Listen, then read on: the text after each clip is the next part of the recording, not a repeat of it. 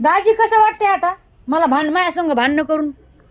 होय, तुम्हाला आता पण म्हणते मी माफी मागा, मी तुम्हाला चटणी वाटून देते, आहे का तुम्ही? मी कधी कोणापुढं माफी मागणार नाही. मर्द को दर्द होता नाही.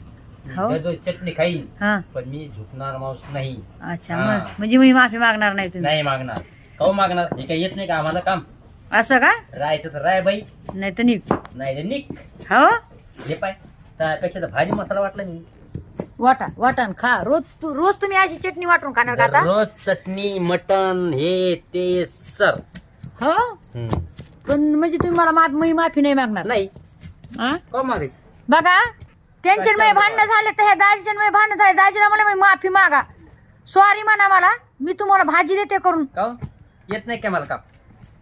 किती घमंडी माणूस आहे की बघा की. काम येत नाही का मला? हा, आणि बघा ना चटणी वाटून खायला लागलाय, स्वतःच दाजी चटणी वाटून खायलाय लाल चटणी मिरची. आहे आणि नंतर मटणाची भाजी करून खाणार आहे मी. काय काय काय? मटणाची भाजी. हो, हा, दाखवते मी तुम्हाला भाजी खाताना मटण. बघा चटणी किती भारी झाली.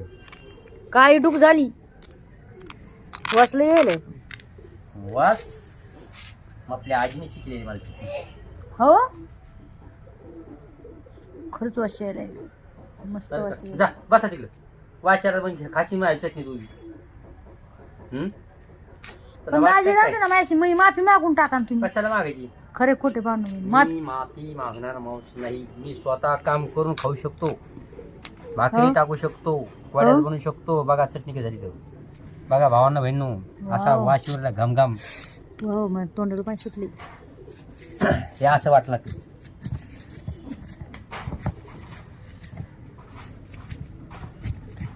चटणी वाटायची कोणी शिकवले तुम्हाला? तुम्ही काय तो शिकले काय मला? मग कोणी शिकवलंय? कोणी शिकवले?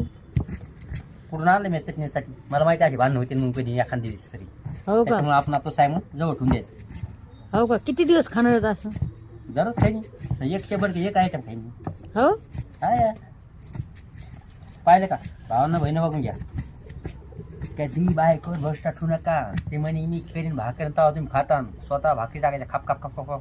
आणि मस्त वाटायचं तसं खायचं. Cup cup. त्या खुद म्हणत्यानंतर बाई याला सार येते, आपण माहेरीला नाही द्यायचं. काय बघा कसं सांगते दाजी, म्हणजे माणसाने कोणाच्या हिजीवर अवलंबून राहायचं नाही आणि बायकोचं तर राहायचंच नाही आहे ना.